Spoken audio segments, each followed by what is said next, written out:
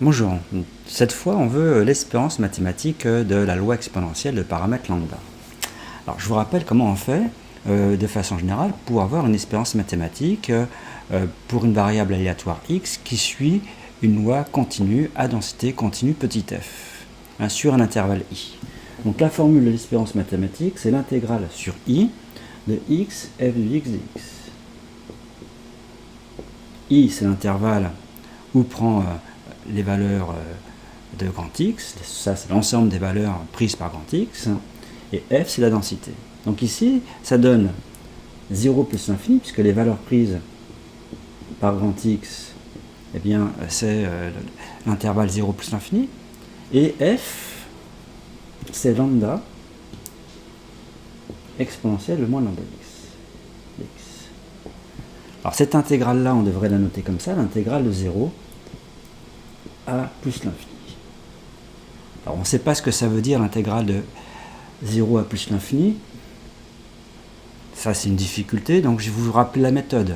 En fait, on met ici un réel a, on ne met pas plus l'infini, puis après on va faire la limite quand a tend vers plus l'infini. Donc on va calculer cette intégrale,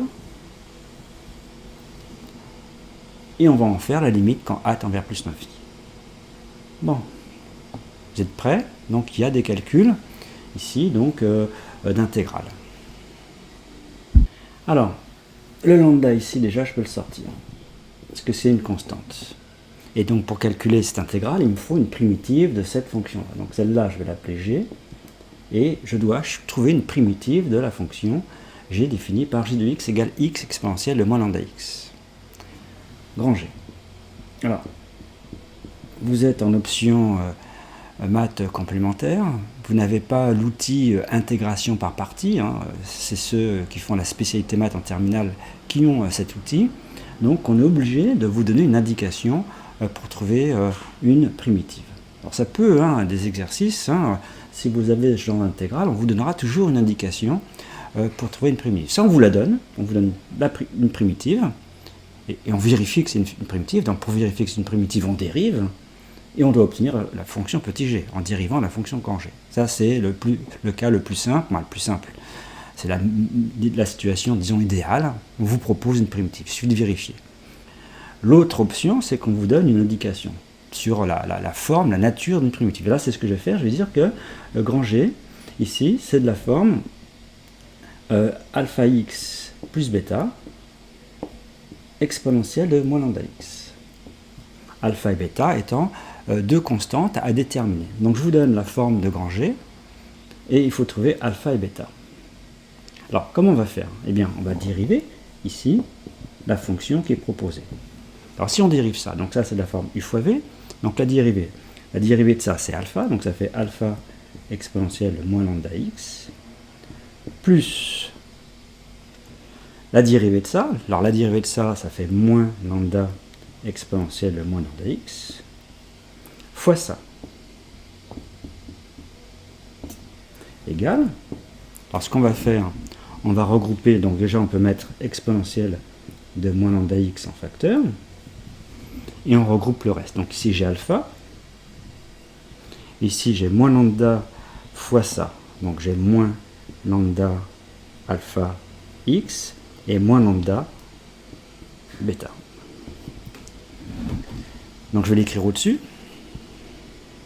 Alors vous voyez, j'ai rassemblé ici alpha moins lambda bêta, puis ici j'ai mis moins lambda alpha x. Et là on va procéder par identification, puisque pour tout x, grand G', ça doit être petit g, puisque grand G c'est une primitive de petit g.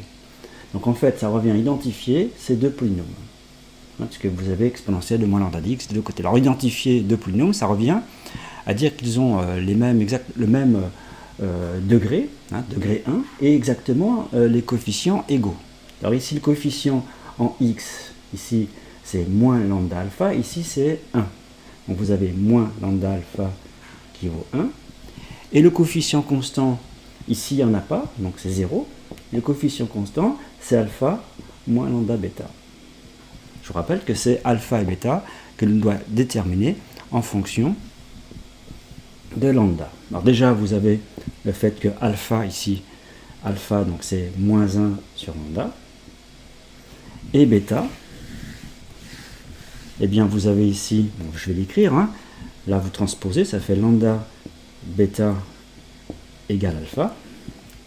Donc ça fait bêta égale alpha sur lambda.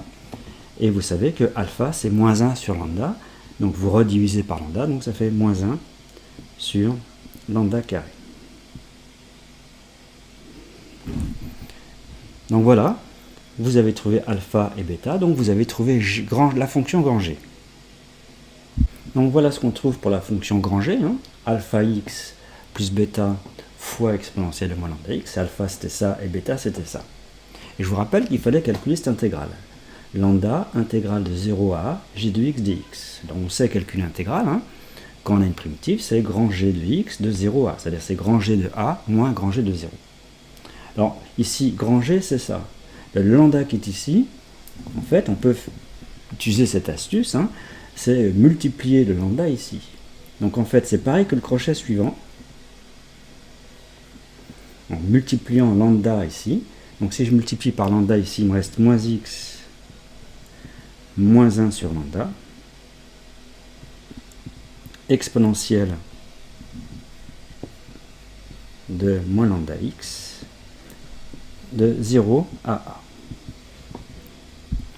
Alors maintenant, on remplace x par a, puis après x par 0. Donc si on remplace x par a, ça me donne moins a moins 1 sur lambda exponentielle de moins lambda a,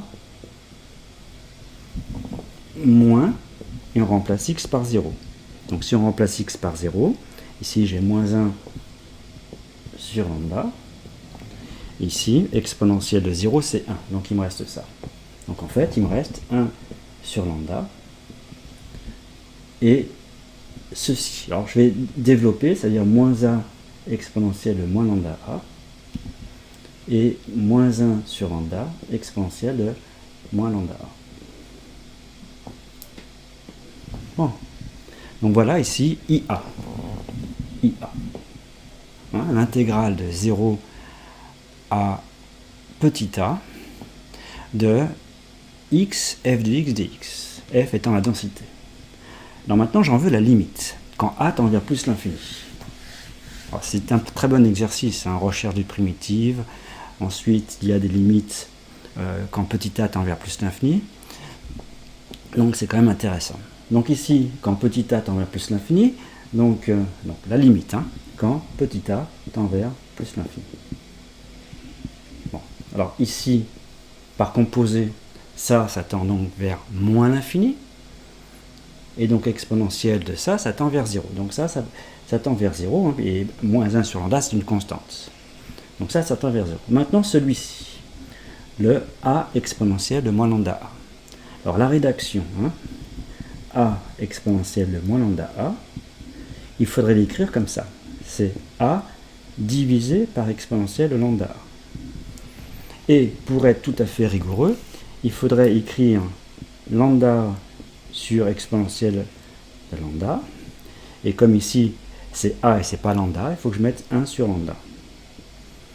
Bon, donc ici en fait, je l'écris sous cette forme-là, 1 sur lambda, exponentielle de, je vais noter grand X sur exponentielle de grand X. Bon, ou grand X, c'est quoi en fait? Alors vous voyez l'astuce, hein, j'ai lambda A ici dans l'exponentielle, et là j'ai que A. Donc j'ai fait en fait lambda A, de façon à pouvoir écrire grand X sur exponentielle de grand X. Et comme j'ai pas lambda, et je le mets, donc il faut que je multiplie par 1 sur lambda. C'est ce que je fais ici. Grand X, c'est lambda A. Donc quand on utilise les composés, on sait que quand petit a tend vers plus l'infini, lambda petit a aussi, puisque lambda est strictement positif, donc grand X tend vers plus l'infini. Donc on sait que grand X tend vers plus l'infini quand petit a tend vers plus l'infini. Que fait grand X sur exponentielle de grand X? Alors vous avez une limite qui dit que exponentielle de grand X sur grand X, ça tend vers plus l'infini. Donc celle-là, c'est l'inverse. Grand X sur exponentielle de grand X tend vers 0. Donc ça tend vers 0 quand petit a tend vers plus l'infini. Et donc c'est fini. Ça tend également vers 0. Je vais faire le ménage. Donc ça tend vers 0, ça tend vers 0, donc il reste 1 sur lambda. Donc la limite, c'est 1 sur lambda. Quand petit a tend vers plus l'infini, donc c'est l'espérance mathématique de grand X. Donc voilà la formule de l'espérance mathématique d'une loi exponentielle de paramètre lambda, 1 sur lambda. Alors remarquez quand même que c'est très très proche de ce qu'on a vu avec la loi géométrique. Une loi exponentielle est sans mémoire, sans vieillissement, c'est une durée de vie.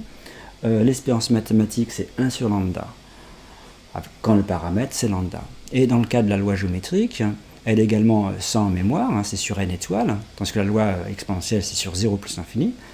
Et pour la loi géométrique, son espérance mathématique, quand on avait son paramètre, ici, c'était P, petit p, la probabilité de succès, eh bien, c'était 1 sur P. Vous voyez, quand même, les formules sont très similaires, c'est très proche. Alors, un exemple d'utilisation de cette formule-là, on donne un exercice, par exemple l'ampoule, je reprends l'exemple d'une durée de vie, mais on pourrait prendre d'autres exemples, bien sûr, c'est le principe. Alors, je vous avais dit dans la vidéo précédente que quand on vous donne une variable aléatoire grand X qui suit une loi exponentielle de paramètre lambda, il se peut que lambda, on ne vous le donne pas. Donc, il faut le trouver, si vous voulez répondre aux questions après.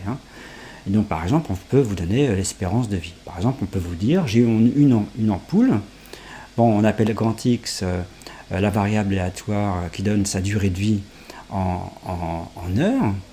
Et on sait que c'est marqué sur le composant, en moyenne, cette ampoule a une durée de vie de 6000 heures. Donc, dire qu'elle a en moyenne une durée de vie de 6000 heures, ça veut dire que son espérance mathématique, c'est 6000. Bon. Et dire que c'est 6000, ça veut dire que le lambda, c'est 1 sur 6000. Et une fois que vous avez lambda, vous avez tout. Parce que vous avez les formules qui donnent toutes les probabilités. Probabilité que x soit strictement supérieur à petit x, probabilité que alors ici c'est grand x, la variable aléatoire, soit inférieure ou égale à petit x, la probabilité que grand x soit entre a et b. Vous avez toutes les formules, il faut les connaître bien sûr les formules ou savoir les retrouver. Vous avez également la demi-vie, log de t, log de 2 sur lambda. Donc voilà, des exercices possibles avec la loi exponentielle.